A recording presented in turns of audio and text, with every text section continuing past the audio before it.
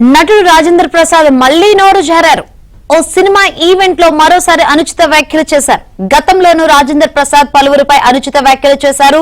రాజేంద్ర ప్రసాద్ తీరుపై కొన్నాళ్లుగా విమర్శలు వస్తున్నాయి.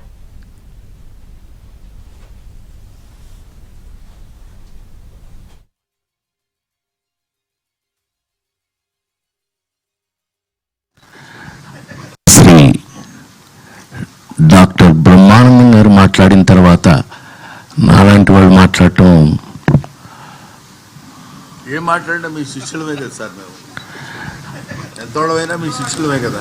కానీ ముసలి ఉండవాడు కదా నువ్వు. నేను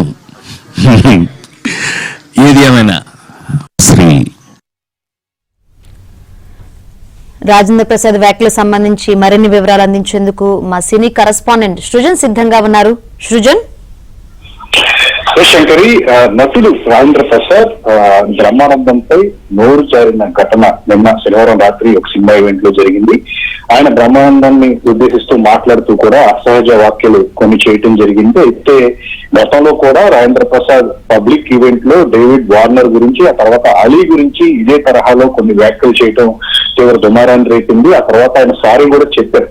అయితే అప్పట్లో తాను మాట్లాడిన మాటలు కేవలం చదువుతూనే మాట్లాడడానికి తప్పితే వేరే అర్థంగా చేసుకోవద్దు, వేరే అర్థాలు తీయొద్దు అని చెప్పేసి ఆయన చెప్పడం జరిగింది. అయితే నిన్న మాట్లాడిన దాంట్లో కూడా ఆయన చదువుతూనే మాట్లాడినప్పటికీ కూడా పబ్లిక్ ఈవెంట్ లో ఈ రకమైన మాటలు మాట్లాడటం పట్ల సోషల్ మీడియాలో తీవ్ర విమర్శలు రాజేంద్ర ప్రసాద్ గా వినిపిస్తూ ఉన్నాయి.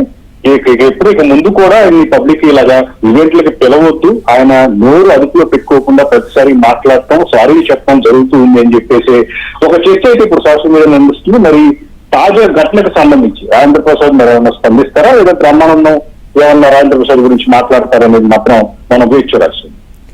Right Srujan, thank you.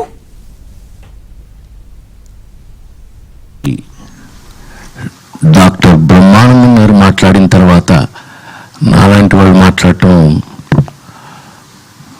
ఏం మాట్లాడినా మీ శిష్యులమే కదా సార్. మేము ఎంతోడమైనా మీ శిష్యులమే కదా. కానీ ముసలి ఉండవాడు కదా నువ్వు. నేను ఏది ఏమైనా శ్రీ డాక్టర్ బ్రహ్మానందం గారు మాట్లాడిన తర్వాత నాలాంటి వాళ్ళు మాట్లాడటం ఏం మాట్లాడినా మీ శిష్యులమే కదా సార్. మేము ఎంతోడమైనా మీ శిష్యులమే కదా. కానీ ముసలి ఉండవాడు కదా నువ్వు. నేను ఏది ఏమైనా శ్రీ డాక్టర్ బ్రహ్మానందం గారు మాట్లాడిన తర్వాత నాలాంటి వాళ్ళు మాట్లాడటం ఏం మాట్లాడినా మీ శిష్యులమే కదా సార్. మేము ఎంతోడమైనా మీ శిష్యులమే కదా.